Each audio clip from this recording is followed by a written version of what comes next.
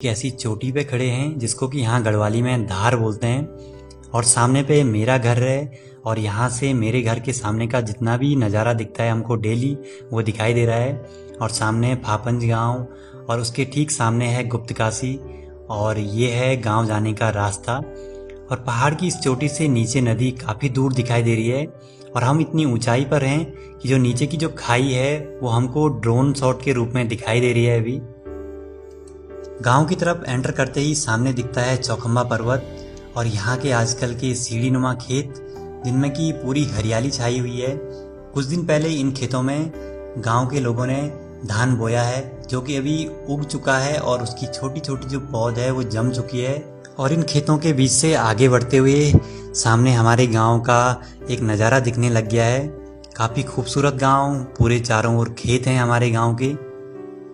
और ये है सामने मेरे गांव का प्राथमिक विद्यालय और जो भी लोग यहाँ दिखाई दे रहे हैं वो है निगरानी समिति वाले, मतलब कि जिनकी ड्यूटी लगी हुई है गांव में जो भी बाहर से लोग आएंगे उनकी व्यवस्था और उनका डेली चेकअप, उनकी रिपोर्ट आगे शासन प्रशासन तक पहुंचाने की इन सभी लोगों की जिम्मेदारी है।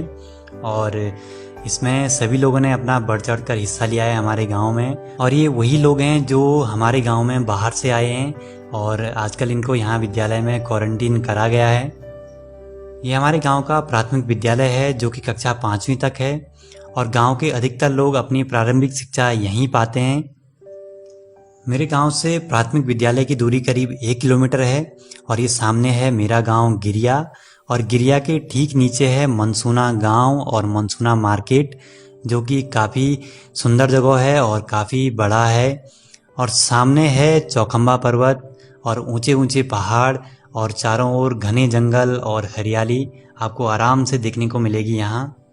ये वही लोग हैं जो स्कूल में क्वारंटीन करे हुए हैं और इनका अपने गांव के प्रति, अपने स्कूल के प्रति लगाव आप देख सकते हैं कि क्वारंटीन में हैं लेकिन जो स्कूल की जो फुलवाड़ी है उसको सजाने का काम कर रहे हैं और अपनी स्वेच्छा से कर रहे हैं, श्रमदान कर रहे हैं। देखिए उत्तराखंड है देवभूमि और आपको यहाँ मंदिर चारों ओर दिखाई देंगे। हर चोटी पे, हर धार पे, हर जगह पे आपको मंदिर दिखाई देंगे। और यहाँ पे भी एक छोटा सा मंदिर है और इस मंदिर के दूसरी साइड भी एक मंदिर है जो है माँ राजराजेश्वरी का मंदिर। अगर आप उत्तराखंड के पहाड़ों से हैं और आपने अपना बचपन इन पहाड़ों में ही व्यतीत करा है तो इस झूले को देख के आपके मन में अपने बचपन के दिन याद आ गए होंगे, क्योंकि हर किसी ने ये झूला झूला होगा। मेरे हिसाब से मैंने तो झूला है, मुझे तो अपने बचपन की बहुत याद आई इस झूले को देख के। और जो मज़ा इस उम्र में है वो मज़ा आगे लाइफ में कहीं नहीं है। किसी चीज़ की टेंशन नहीं है, बस अपनी मस्ती में झूमते रहते हैं इस बचपन में। और सामने जो एक सीढ़ी नुमा खेत दिखाई दे रहे हैं इनसे जो गेहूं की फसल है वो काट ली गई है और अभी गेहूं को घर में ले जाएंगे। और हमारे गांव की साइड जो गेहूं या किसी भी चीज़ को, घास को ऐसे पीठ पर ले आते हैं। कई जगह उत्तराखंड में सिर पे भी ले आते हैं लेडीज़। और जो गेहूं की जो गड्डियां होती हैं वो छोटी छोटी सुखाने के लिए रख ली गई हैं और अब इनके आगे की जो बालियां होती हैं उनको काट के अलग कर देंगे।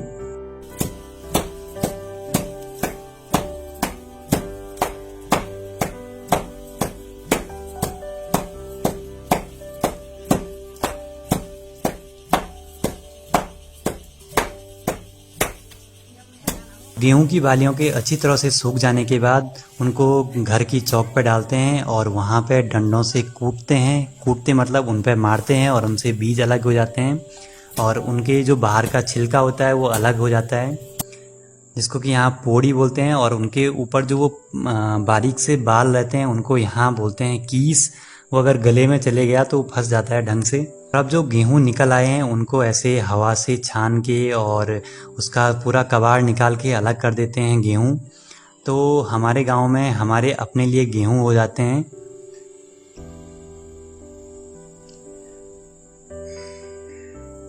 अब आजकल जैसे बसंत ऋतु का मौसम है तो आपको ये जो पेड़ दिखाई दे रहा है इसको बोलते हैं यहाँ छंचरा।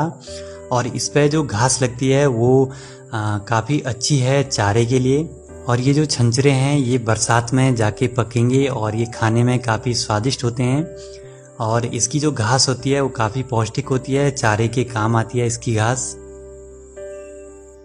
छंचरे के बाद जो दूसरा पेड़ आता है वो है तिमले का, तिमला, जिसको कि अंजीर भी बोलते हैं, और इसके जो दाने होते हैं, जो तिमले होते हैं, उनसे सब्जी भी बनती है और इससे अचार भी बनती है। और जो इस पेड़ की पत्तियां हैं वो चारे के काम में भी लाते हैं उसको।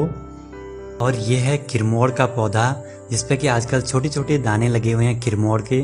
हमारे यहाँ किरमोड़ बोलते हैं, किसी के यहाँ कुछ थोड़ा सा अलग बोलते हैं, बोली भाषा में चेंज आता रहता है। ये बेसिकली एक झाड़ी है, झाड़ी मतलब कुछ कांटेदार पौधा है। और किरमोड़ की जड़ दवाई बनाने के काफ़ी काम आती है। और जो किरमोड़ हैं वो पकने के बाद कुछ इस कलर के हो जाते हैं और इनको खाने में काफ़ी मज़ा आता है, काफ़ी स्वादिष्ट होते हैं। अगर आप पहाड़ी हैं तो आपने ज़रूर खाए होंगे।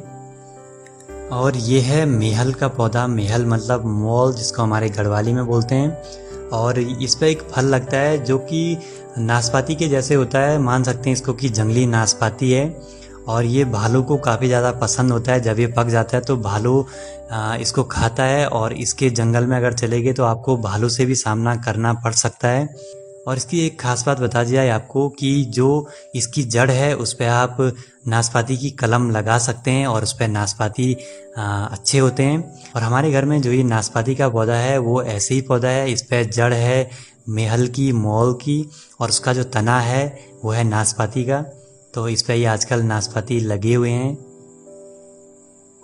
और ये है एक जंगली फल, जिसको कि यहाँ गढ़वाली में हिसूल बोलते हैं। और ये भी एक झाड़ी पे लगती है, कांटेदार झाड़ी होती है, उस पर छोटे छोटे फल लगते हैं ये। और ये सहतूत की तरह होता है। और जो ये हिसूल है ये दो टाइप की रहती हैं, एक तो ये ऑरेंज कलर की है और एक दूसरी होती है वो ब्लैक कलर की होती है। और ये खाने में काफ़ी स्वादिष्ट होती है। अगर आप पहाड़ी हैं तो आपने ज़रूर खाए होंगे और आपने अपना बचपन इन झाड़ियों के नीचे ज़रूर व्यतीत करा होगा। मैंने तो बहुत सारी खाई हैं जब मैं छोटा था। और अब बात करते हैं इस पहाड़ी यंत्र की, जिसको कि यहाँ गढ़वाली में मोया बोलते हैं।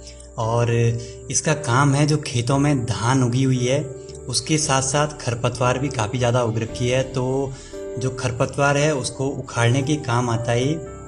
इसको बैलों के द्वारा भी चलाया जाता है और दो आदमी मिलके इसको आराम से चला सकते हैं।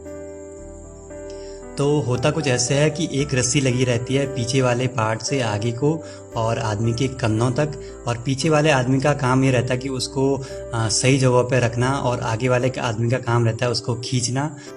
देखिए, इस मोए की एक खास बात है कि इसको इस स्टाइल से लगाया जाता है कि जो खेत में खरपतवार है वही उखड़ता है, वही अलग होता है खेत से, और जो धान की जो पौध है छोटी छोटी वो ऐसी रह जाती हैं खेत में।